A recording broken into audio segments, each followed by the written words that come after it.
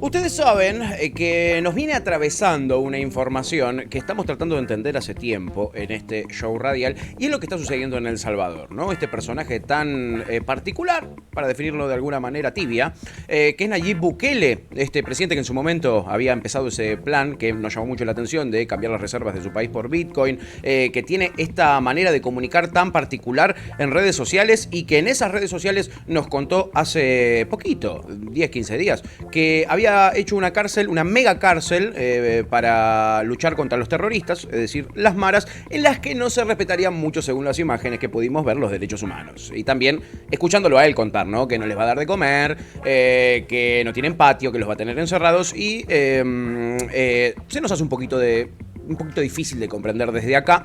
Vemos que el continente está atravesado por esta circunstancia de la seguridad. En Perú hemos visto cómo está la cuestión.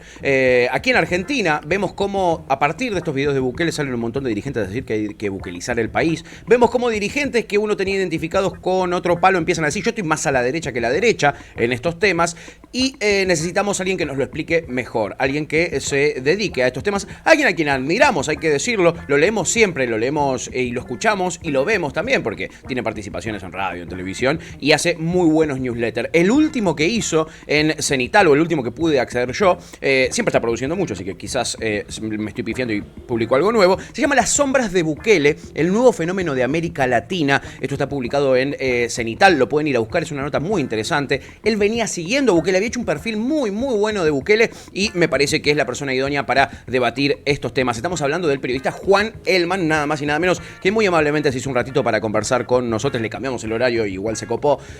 Juan, ¿cómo estás? Bienvenido a Cítrica. Pato y Lu, te saludamos. ¿Qué tal, Pato? ¿Qué tal, Lu? ¿Me escuchan bien? Juan. Se escucha perfecto, Juan. Gracias por atendernos. A ustedes. Juan, voy a arrancar al hueso. ¿Cómo podemos definir a Nayib Bukele? ¿Quién es Nayib Bukele?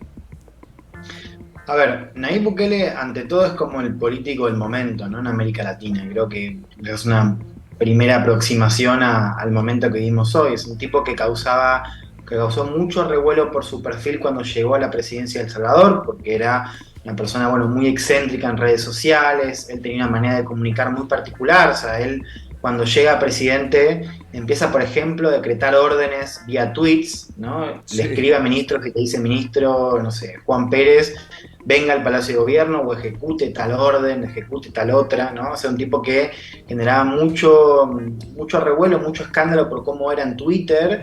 Un millennial, es un tipo que llega con menos de 40 años a la presidencia, bastante excéntrico, no daba entrevistas a los medios tradicionales.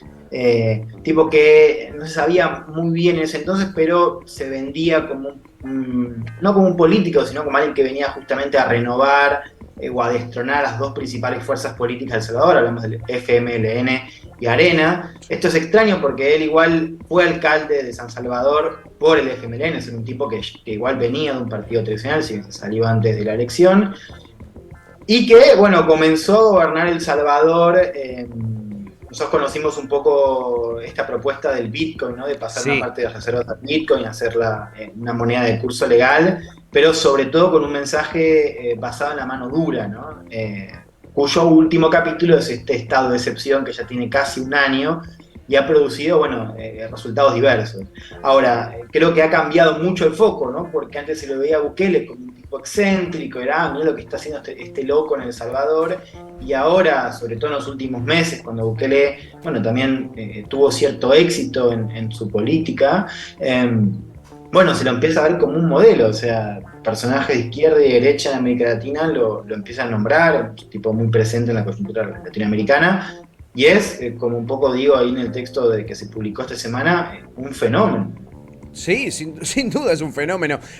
Un fenómeno que tenemos dirigentes en todo el continente, Juan, de izquierda y de derecha, que elogian o sus formas algunos, otros sus políticas en particular, pero en muchos casos no sé si terminan de comprender del todo quién es Nayib Bukele. Porque, por ejemplo, yo lo escuché, uno de los que más hizo bandera con bukelizar nuestro país es Martín Tetaz, por ejemplo, hizo una gira mediática en las últimas semanas hablando de bukelizar el país. Y yo lo estaba viendo en una nota que hizo en La Nación, donde el periodista Martín Yebra le dice, ojo con hablar de bukelizar el país. Hay que saber un poquito quién es también. Él es un tipo que, por ejemplo, intervino en la Corte Suprema de Justicia, quitó al fiscal general de la Nación de un plumazo.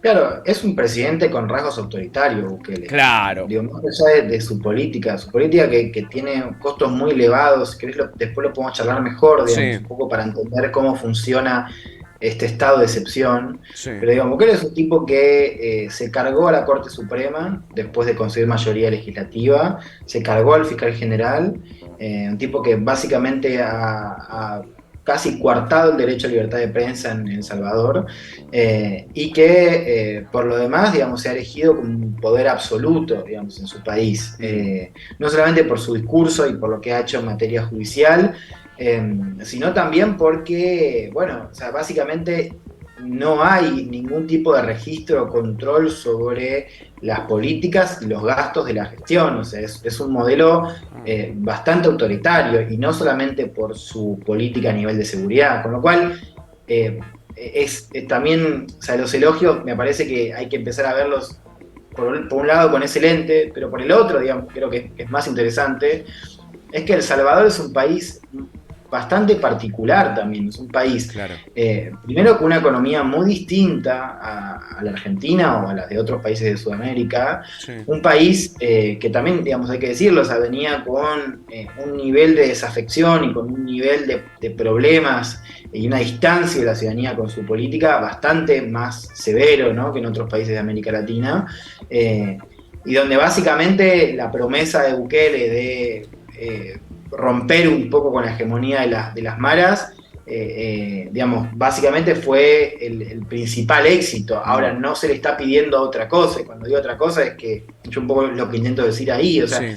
hoy lo que vemos es que el Estado no está llenando el lugar que dejan vacío las maras de otra manera. O sea, se habla muy poco de la economía de Bukele, de la política de desarrollo de Bukele. Sí. Y claro, digamos, en El Salvador es una realidad, es un país que ya ha sufrido mucho, un país también, bueno, muy dependiente de Estados Unidos, o sea, como buena parte de Centroamérica, es un país que a nivel de soberanía, si bien él intenta trazar como una cosa de, sí, de autonomía, independencia, es un país mucho más comprometido que otros países de América Latina o de Sudamérica, y digamos, no sé si El Salvador es realmente una realidad que nosotros quisiéramos emular, digamos, Claro. ¿no? Que justo es Ahora, lo que es interesante es que uno también puede entender por qué Bukele efectivamente es un modelo, digamos, para estos líderes, porque primero que es un líder muy popular, Sí. es un líder que además tiene una comunicación muy efectiva, ¿no? O sea, que ha trazado una maquinaria de comunicación digital súper potente y súper novedosa y súper efectiva.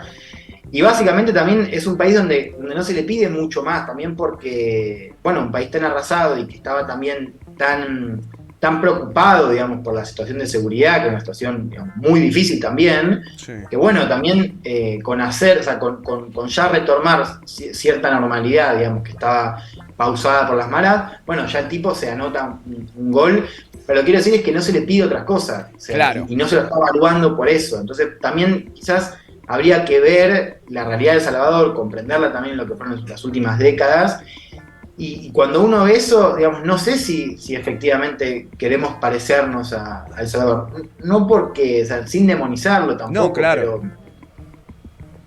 pero bueno, digamos, no sé qué tanto queremos ser El Salvador, digamos. Claro, las realidades evidentemente son muy distintas. El problema de las maras nosotros no lo tenemos ni de cerca. Hoy en día andamos con los medios nacionales prestándole mucha más atención a una problemática que tenemos en Rosario. Es un montón, no es algo que sea nuevo, pero que sí está muy presente en nuestros medios de comunicación. No tiene nada que ver esto, Juan, con lo que sucede en la sociedad salvadoreña con las maras. No tiene nada que ver, digamos, es otra coyuntura, otra geografía también, o sea, es un país que peleó, que atravesó una guerra civil durísima, que termina en los 90, un lugar donde el Estado nunca estuvo presente, eso también hay que entenderlo, o sea, es Claro. muy difícil entender lo que genera Bukele sin entender que para buena parte de la sociedad el Estado no estuvo presente en toda su existencia vital. digamos. Claro. O sea, de ahí las maras. O sea, acá no tenemos, esto sin negar los problemas de seguridad que estamos teniendo, digamos, sin Sí, negar claro. eso, o sea, no tenemos ni idea de lo que es un país controlado por las maras, porque es un país donde básicamente el Estado no existe, que es casi al inverso de lo que pasa acá, Total. digamos, donde uno puede también criticar, pero me parece que efectivamente nosotros tenemos un vínculo con el Estado, eh, que es radicalmente diferente y en algunos sentidos opuesto al que tienen los países del Salvador, países de Centroamérica. Es otra realidad, es otro vínculo con la política, digamos. Pero bueno, también es interesante ver cómo está calando y cómo la popularidad de Bukele realmente ha desbordado como sus fronteras, ¿no? O sea, es como muy increíble también eso. Sí, sí, se ha convertido en un fenómeno que ha traspasado las fronteras de El Salvador. Y el apoyo popular es algo innegable, es algo innegable y que también hay que respetar, más allá de que uno puede estar o no de acuerdo con algunas cosas que se conocen de Bukele a la recontra distancia como estamos acá. Este fenómeno de este tipo de dirigentes, Juan, tan excéntricos, no sabría bien cómo definirlos, ¿no? Con esta comunicación tan particular. El caso de Bukele siendo un pibe joven, pero después teniéndolo a Donald Trump, por ejemplo, que también se comunicaban mucho por Twitter, por ejemplo. Y hay cada vez más fenómenos de ese estilo, muy excéntricos en sus decisiones, en sus posturas. ¿Es un fenómeno global o a qué responde si es así? Sí, por lo pronto es occidental, ¿no? Bien. También habría que ver ahí, o sea, por lo pronto es occidental, es cierto, eh, como líderes que tienen un poco ese perfil fuera de Occidente, o sea, pienso en el caso de Rodrigo Duterte Sí, en Filipinas, Filipinas. Narendra Modi en India también tiene una manera muy particular de comunicarse vía Facebook, ¿no? Con diferencias, ¿no? Sí, Pero claro. también establecen un tipo de conexión bastante particular con sus electorados, ¿no? Entonces, sí, creo que para responder a la pregunta, sí es un fenómeno global, aún con matices y particularidades, y bueno, tienen que ver un poco con este momento, o sea, hay en todo el mundo, y creo que en el caso de El Salvador uno lo ve también, o sea, una grave crisis de representación política, ¿no? Donde efectivamente los modelos, digamos, de política tradicional, el tipo de conexión que había entre la oferta política tradicional, los partidos políticos y la sociedad, bueno, sufrió una mutación enorme, ¿no? Digo, en Occidente es muy claro, pero bueno, uno diría que en el mundo también, o sea, en general hay cierto consenso de que la gran crisis que marca un poco el principio de estas cosas que vemos es 2008, ¿no? O sea, Claro. 2008 como crisis financiera, pero también política, cultural, dicen algunos, bueno, marca un poco, digamos, este punto de inflexión. Y si uno lo ve, si tomas esa mirada, es cierto, ¿no? O sea, empiezan a aparecer una serie de fenómenos que tienen, por ejemplo, bueno, o sea, vemos otro rol de China en el Sin mundo, duda. de pronto Narendra Modi en India también encarna, digamos, un liderazgo con un perfil mayor, Sí. empiezan a aparecer ciertas olas, digamos, muy particulares en Europa, ¿no? Que se representan un poco en el Brexit, en Estados Unidos pasa Donald Trump, al toque aparece Bolsonaro, ¿no? Unos años Sí. después. O sea, efectivamente, vemos, lo que pasa es que también es difícil de responder como digo, no es una sola tendencia, ¿no? Es una serie de tendencias, digamos, que Total. se van acumulando, que tienen diferentes caras en las diferentes regiones, pero efectivamente lo que vemos es que nosotros teníamos, si querés, antes del 2008, Sí. digamos, para decirlo de una manera, después de la caída del muro, veíamos al mundo de una manera, tanto a nivel geopolítico, a nivel tecnológico también, pero sobre todo en términos de cómo se vinculaba la sociedad civil con la política, que mutó de una manera muy fuerte, ¿no? Claro. Insisto, acompañada de otra serie de cambios, ¿no? Vos mencionás un poco el tema de redes sociales, Sí. efectivamente ese es un cambio que también permea sobre la conexión política. Claro. Y eso hace que hoy estemos viviendo, entre otras cosas, una emergencia de líderes de este calibre, o sea, de Modi en India, de Sí. Bolsonaro en Brasil, de Bukele en El Salvador, de Trump en Estados Unidos, de Boris Johnson y su camada de Brexit en Reino Unido, Sí. ¿no? Eh, es distinto también, o sea, como que las referencias de Trump y de Boris Johnson son muy distintas y en algún sentido hasta opuestas a las que establece, no sé, Xi Jinping en China Total. o Narendra Modi en India, ¿no? Pero efectivamente, digamos, dan cuenta de un mismo síntoma. Claro. Decir que se está derechizando el mundo es muy simplista, porque, como vos decías, son distintas tendencias que suceden. Porque, por ejemplo, también tenemos un fenómeno como el de Gustavo Petro en Colombia, que es algo realmente disruptivo para Colombia, que también tuvo un ejemplo, tiene un ejemplo muy distinto al de Bukele para luchar contra la inseguridad, contra los asesinatos. Él el otro día lo defendía, su modelo, y lo explicaba, creando universidades, generando fuentes de laburo, etcétera. Tenemos la vuelta de Lula ahora. Quizá tienen más prensa o son más excéntricos los Giorgia Meloni, por ejemplo, o los Bolsonaro, que los Gustavo Petro, que los Luis Arce, ¿no? Claro, para mí acá siempre sirve un poco pensar en esta especie de lucha entre la idea de síntoma y enfermedad, ¿no? Ok. Y es cómo entendemos a los Trump de este mundo, como un síntoma o como una enfermedad. Bueno, yo elijo tomarlo como un síntoma. Cuando vos tomás como un síntoma, sin negar que, bueno, algunos, digo, no sé, Europa tiene más fuerza a la derecha que en los años anteriores, bueno, digo, sin negar eso, ahí ves las cosas de otra manera. Entonces vos tenés primero a nivel geopolítico está pasando algo en el mundo que es evidente, digamos, que tenés una transición de poder muy marcada, que es entre Estados Unidos y China, pero que además es entre Occidente y no Occidente, para decirlo, o Oriente, para decirlo de alguna manera. Claro. ¿No? Una transición que no sabemos cuánto va a durar, pero que de alguna manera se está acelerando cada vez más, digamos, lo estamos viendo, ¿no? O sea, es muy difícil no verlo. Entonces tenés por un lado, a nivel geopolítico, digamos, una transformación muy fuerte. A nivel económico también estás viendo, digamos, una cantidad de personas que se sienten excluidas, de regiones excluidas, digo, regiones dentro de un país, ¿no? O sea, hay una mutación del capitalismo en los últimos años, sobre todo en su versión financiera, que está generando un malestar, digo, que en Estados Unidos se ve en el Midwest, Sí. que lo ves en las periferias de las ciudades, ¿no? Que también está en un punto crítico, ¿no? O eso lo estamos viendo. Sí, a nivel total. climático, ni hablar, digamos. Ni Estás hablar. viendo como de repente parece que el fin del mundo se te cae encima, ¿no? O sea, Sí. también estás viendo como un nivel de cambios muy fuerte. O sea, tenemos golpes de calor, tenemos inundaciones, o sea, está pasando eso. A nivel cultural también, o sea, uno ve un cierto malestar que antes no tenía, qué sé yo, debate que por ahí parece una boludez, pero lo de la cultura de cancelación, Total. hay también una reverberación en Estados Unidos y en Europa se ve con la cuestión migratoria, si mirás un poco Chile también está con eso, en Perú también, o sea, hay una serie de cambios culturales también bastante acelerados. Y cerramos ahí, pero podemos seguir hablando. Entonces, Claro. Es larga la lo que lista. vos ves es un contexto, para decirlo de una manera, muy intenso, digamos, Sí.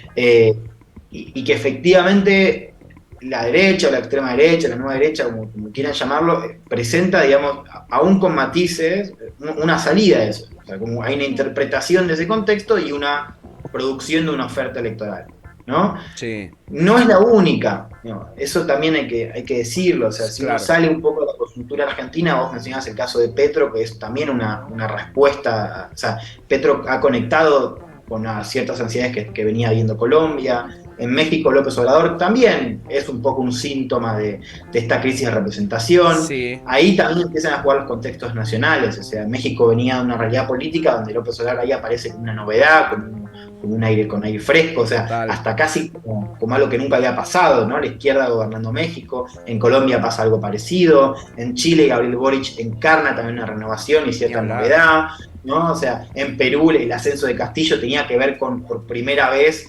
en mucho tiempo que las regiones fuera de Lima se sientan representadas, con lo cual digo, ahí ves también estas particularidades, pero más allá de esto, lo que ves es que esas respuestas también dialogan, o sea, dialogan con el mismo síntoma, pero se diferencian, ¿no? Lo que pasa es que unas suenan más que otras. O sea, acá se está prestando mucho más atención a esa salida. Hay también cierta fascinación con estos personajes. Total. Yo insisto que no es la única, ¿no?